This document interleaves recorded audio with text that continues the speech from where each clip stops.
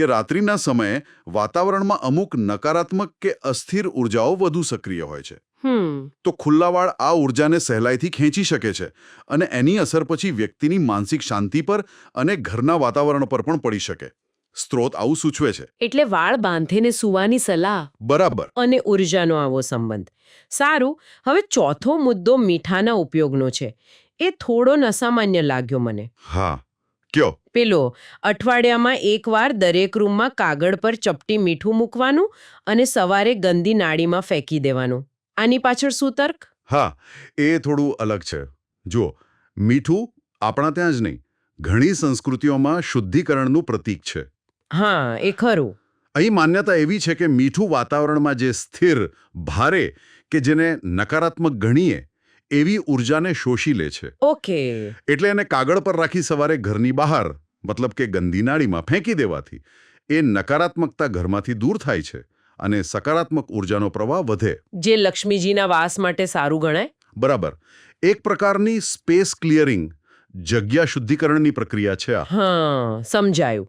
અને છેલ્લે પાંચમો મુદ્દો, સાવરણી અને પાણીના પાત્રની જગ્યા વિશે.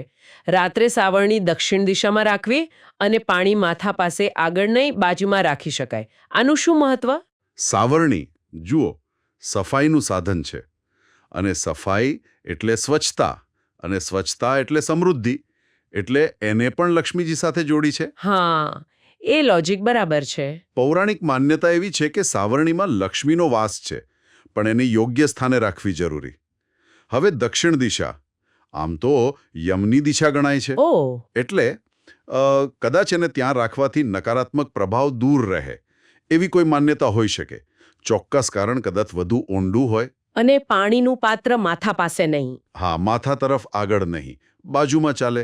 એની પાછળ કદાચ ઊંઘની ગુણવત્તા અથવા તો ચંદ્રના પ્રભાવ સાથે જોડાયેલી વાત હોઈ શકે. પાણી અને ચંદ્રનો સંબંધ છે જે મન પર અસર કરે, એટલે સીધું માથા પાસે ન રાખવાનું કહેતા હશે.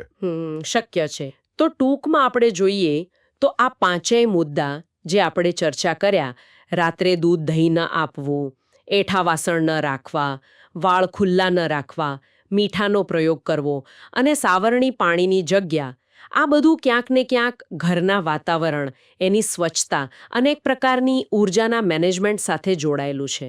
બિલકુલ. અને આ બધાને અંતે સુખ સમૃદ્ધિ સાથે સાંકળવામાં આવ્યો છે. એટલે કે આ પરંપરાગત નિયમો ભલે જૂના લાગે, પણ એનો મૂળ હેતુ કદાચ ઘરને ભૌતિક રીતે અને ઊર્જાની રીતે પણ સ્વચ્છ, વ્યવસ્થિત અને સકારાત્મક રાખવાનો છે.